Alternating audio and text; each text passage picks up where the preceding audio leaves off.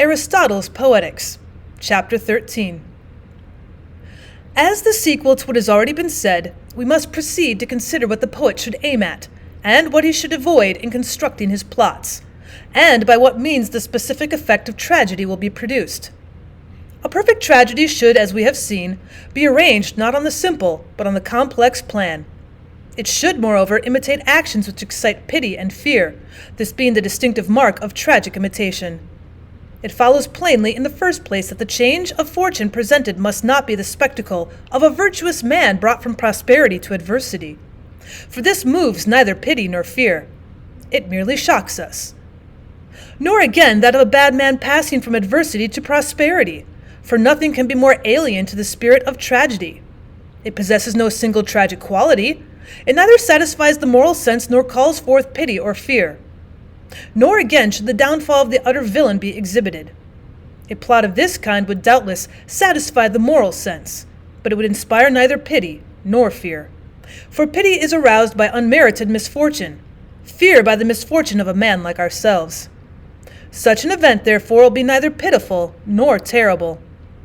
There remains then the character between these two extremes, that of a man who is not eminently good and just, yet whose misfortune is brought about not by vice or depravity, but by some error or frailty.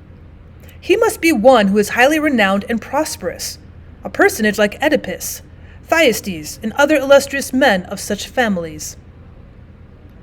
A well-constructed plot should therefore be single in its issue, rather than double as some maintain. The change of fortune should not be from bad to good, but reversely from good to bad. It should come about as the result not of vice, but of some great error or frailty in a character either such as we've described, or better rather than worse. The practice of the stage bears out our view. At first the poets recounted any legend that came in their way. Now the best tragedies are founded on the story of a few houses, on the fortunes of Alcmaeon, Oedipus, Orestes, Meleager, Thyestes, Telephus, and those others who have done or suffered something terrible. A tragedy, then, to be perfect according to the rules of art, should be of this construction.